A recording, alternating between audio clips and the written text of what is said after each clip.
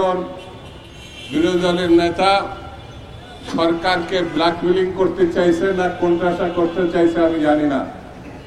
তারা সরকারের অভ্যন্তরীণ কিছু কথা উল্লেখ করে বলেছেন প্রয়োজনে তা ফাঁস করবে।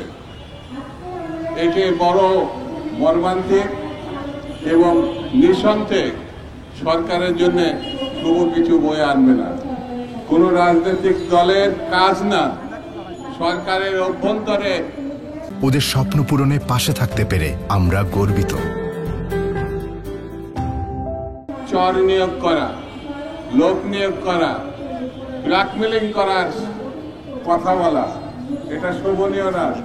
গণতন্ত্রের জন্য আইনের শাসনের প্রেক্ষিতে এটা পানিশমেন্ট যোগ্য, এটা বেআইনি।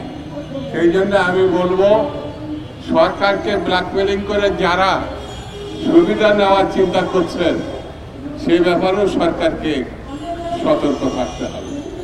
আমরা জানি এই দেশে যারা গণতন্ত্রকে হত্যা করেছিল তার শিকড়নি হচ্ছে শেখ মুজিব।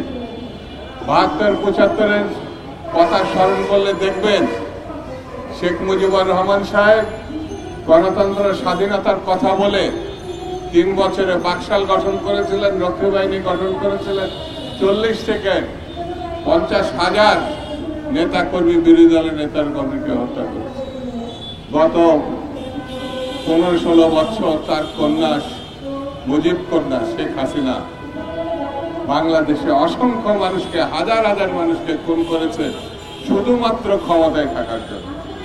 বন্ধুরা, আমরা মনে করি এই পরিবার আগাগোড়া খুনি, গণহত্যাকারী এবং লুটপাটকারী। তাদের বিচার অবশ্যই দৃশ্যমান হতে হবে।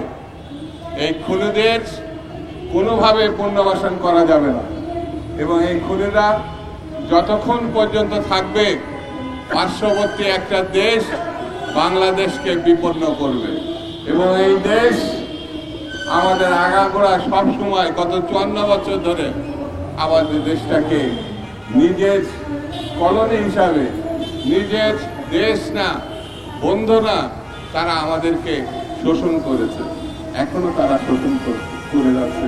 গত ৩টি নির্বাচনে তারা একবারের জন্য বলে নাই এটা নির্বাচনের মতো নির্বাচন হয় না। সেই জন্য বন্ধুরা, আমরা মনে করি এই সব বিপদ আপদ ষড়যন্ত্র রুখতে হলে আমাদেরকে ঐক্যবদ্ধ থাকতে হবে এবং ঐক্যবদ্ধ না থাকলে আমাদের যা অর্জন, গণতন্ত্রের যে সম্ভাবনা সেটা ধ্বংস হয়ে যাবে, সেটা আমরা প্রতিষ্ঠা করতে পারবো না।